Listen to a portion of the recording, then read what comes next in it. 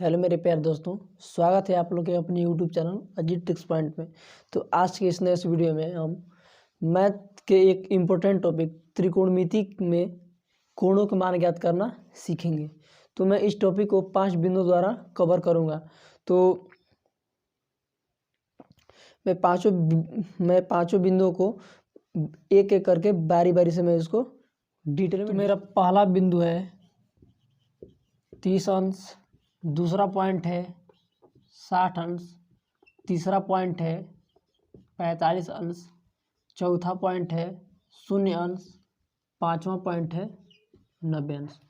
तो इन्हीं कोणों का मान हम लोग बारी बारी से त्रिभुज विधि द्वारा ज्ञात करेंगे। तो मैं सबसे पहले 30 अंश के लिए ज्ञात करता हूँ।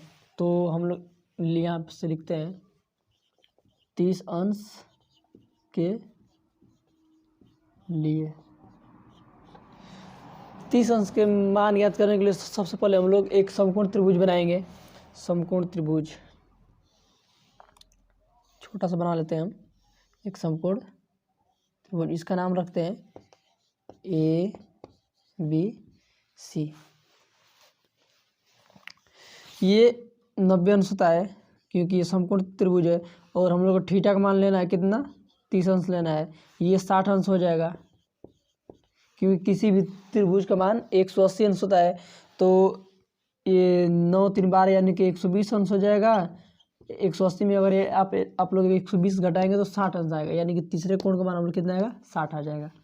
तो इसको हम लोग याद करने के लिए एक 30 अंश का हम लोग को एक प्रमेय याद करना पड़ेगा। तो हम आप लोग के समझ एक प्रमेय को पढ़ दे रहा हूँ। 30 अंश के सामने की भुजा कर्ण की आधी होती है। इसका मतलब ये होता है, ये जो कर्ण है 30 अंश की जो सामने वाली भुजा AB है, ये कर्ण की हमेशा आधी होती है। ये अगर ये 10 होगा तो ये 5 होगा, ये 100 होगा तो ये 50 होगा। तो सबसे छोटी संख्या हम लोग मानेंगे, इस कर्ण मानेंगे 2, तो ये कितना हो जाएगा, 1 हो जाएगा। समझा। अब जो ये आधार बचा, हम लोग पाइथागोरस प्रमेय की सहायता से आधार का मान ज्ञात करेंगे। अगर आप लोग को पाइथागोरस प्रमेय नहीं पता है तो पाइथागोरस प्रमेय हम यहाँ पे लिख देते हैं। ये होता है कर्ण का स्क्वायर बराबर लंब का स्क्वायर प्लस आधार का स्क्वायर। समझे। तो कर्ण दिया है 2, तो 2 का वर्ग हो गया बराबर L यानी लंबाई 1 का स्क्वायर प्लस आधार हम लोग निकालना है। 2 का वर्ग होता है 4 इक्वल टू 1 A का स्क्वायर। इसको इधर लाओगे तो बचेगा 3 A का स्क्वायर। फाइनली हम लोग आ जाएगा A equal to under root में 3, यानी कि आधार का मान हम लोग आ गया 3। अब देखो, जब त्रिभुज के तीनों भुजाओं का मान हम लोग पता बारी बारी से सभी का 30 अंश मान ज्ञात करेंगे। तो सबसे पहले हम लोग साइन 30 अंश का मान ज्ञात करते हैं। साइन 30 अंश, साइन थीटा पर क्या होता है, लंब बटे में कर्ण, यानी कि लंब है 1 और कर्ण है 2। कॉस का हम लोग निकालते हैं, कॉस 30 अंश। तो इसका आप लोग यूज कर सकते हैं लाल बटे में कप का, बीच में होता है कॉस, तो यानी कि इसका होता है आधार बटे में कर्ण। तो आधार कितना है, √3 और कर्ण 2 है। समझ। तीसरा देखो हम लोग निकालते हैं tan 30 अंश। tan थीटा बराबर होता है लंब बटे में आधार। तो लंब कितना है, 1 है और आधार कितना है, √3। समझा। और हम लोग इसी तरह हम लोग कॉट निकालते हैं, कॉट का या इधर निकाल देते हैं कॉट 30 अंश। कॉट 30 यानी कि इसका उल्टा आधार बटे में लंब। तो आधार √3, लंब 1 है तो 1 लिखेंगे नहीं। अब इसका निकालो सेक 30 अंश, ये जो बीच वाला कर्ण बटे में आधार। तो कर्ण कितना है, 2 है, आधार कितना है, √3। अब कोसेक 30 अंश का मान निकाल लो, कोसेक 30 अंश यानी कि कर्ण बटे में लंब। तो कर्ण कितना है, 2 है, लंब कितना है, 1 है, तो 1 लिखते नहीं है। तो ये था पहला पॉइंट। अब चलो हम लोग चलते हैं 60 अंश के लिए। फिर से हम लोग एक समकोण त्रिभुज बनाते हैं। इसका नाम रखेंगे बी सी, ये होता है 90 अंश। इस बार हम लोग थीटा का मान हम लोग 60 अंश लेना है, तो ये हो जाएगा 30 अंश। और फिर हम लोग यहाँ पे जो 30 अंश का प्रमेय है फिर हम लोग इसमें लगाएंगे। तो 30 अंश के सामने भुजा, इस बार सामने वाली भुजा बीसी हो गई, तो ये कर्ण की आधी होती है। समझ आया? अब देखो, अब इसका हम लोग पाइथागोरस प्रमेय से मान निकालेंगे तो कितना आएगा, अंडर रूट में 3 आएगा। हम लोग पहला में निकाल के देख चुके हैं। समझ आया?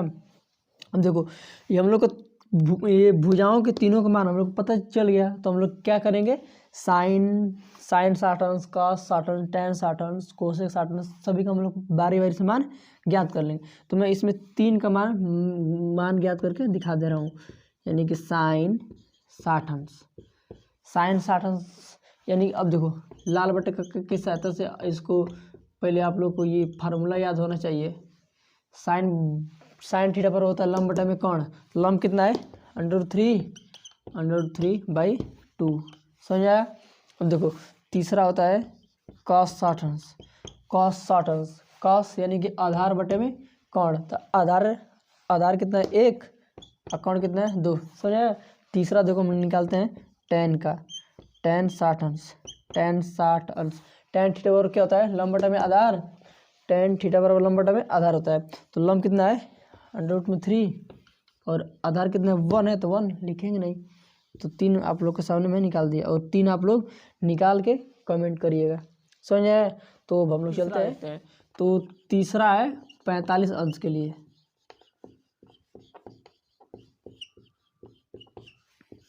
45 अंश के लिए तो हम लोग एक समकोण त्रिभुज बनाएंगे।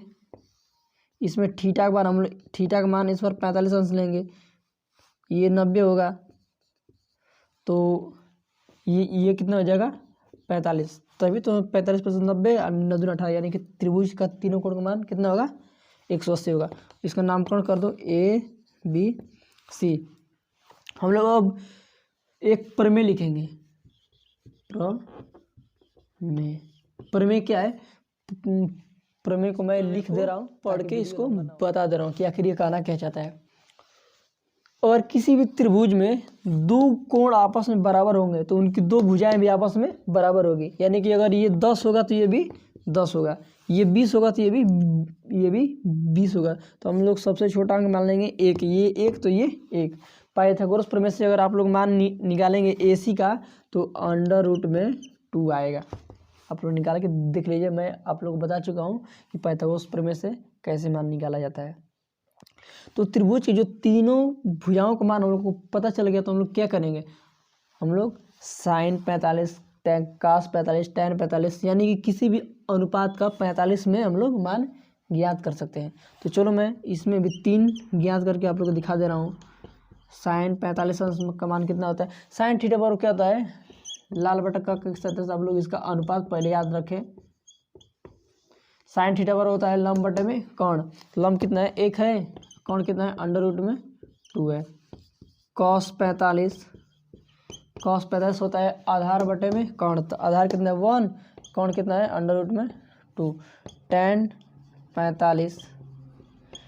45 इसका होता है लंब बटे में आधार, लंब बटे में आधार, यानी 1/1 = 1। मैं 3 ज्ञात कर दिया हूँ, जो 3 शेष बचा है आप लोग उसको ज्ञात करके कमेंट में। चौथा पॉइंट पे शून्य अंश के लिए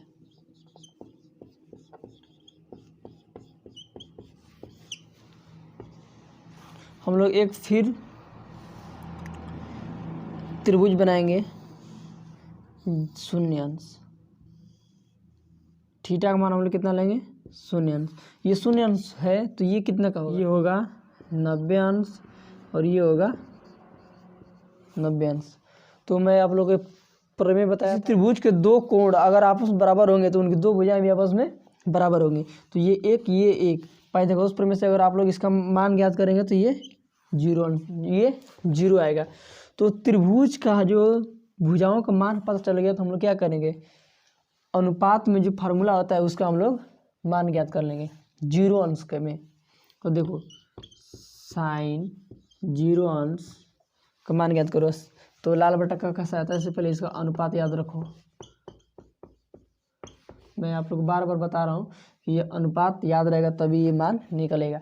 तो साइन थीटा बराबर क्या होता है, लंब बटा में कर्ण, लंब कितना है 0 बटा में कर्ण 1, यानी कि साइन अगर 0 में किसी का भाग देंगे तो कितना आएगा 0, यानी कि साइन 0 अंश का मान 0। आया समझ में।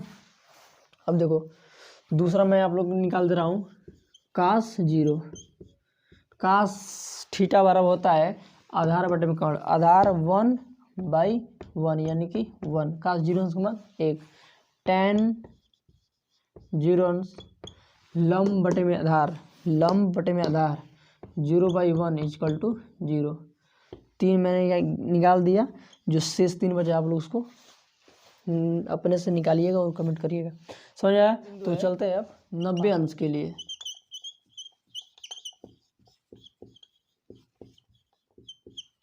90 अंश के लिए तो मैं फिर से वही फिगर बनाता हूँ, समकोण वाला। थीटा का मान 90 अंश लेना है तो ये कितने हो जाएगा 0 अंश हो जाएगा। एक्चुअली जो ये 90 होगा ना, ये एक ही रेखा पर होगा। मैं आप लोगों को समझाने के लिए कुछ दूरी पे रख के आप लोगों को समझा रहा हूँ। तो ये 1 हो जाएगा, ये 0 हो जाएगा। क्योंकि किसी भी त्रिभुज में दो कोण अगर आपस में बराबर होते हैं तो उनकी दो भुजाएं भी आपस में बराबर होती हैं।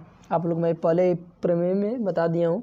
तो त्रिभुज के जो तीनों भुजाओं का मान हमको पता चल गया, तो हम क्या करेंगे, पारस्परिक फार्मूला है उसको हम लोग निकाल लेंगे। तो निकालते हैं हम लोग साइन 90 अंश का मान, साइन 90 क्या होता है, लंब बटे में कर्ण, लंब बटे में कर्ण 1/1, यानी कि साइन 90 अंश का मान कितना आ जाएगा 1। अब देखो कास 90 अंश का मान, आधार बटे में कर्ण, आधार बटे में कर्ण यानी कि 0, tan 90 लंब बटे में आधार, लंब बटे में आधार यानी कि इनफाइनाइट। तो 3 मैंने ज्ञात कर दिया और 3 आप लोग कमेंट करके शेष। आप लोग को मेरा वीडियो अच्छा लगे तो लाइक करें, शेयर करें और सब्सक्राइब करना ना भूलें। Thanks for watching my video. Thank you.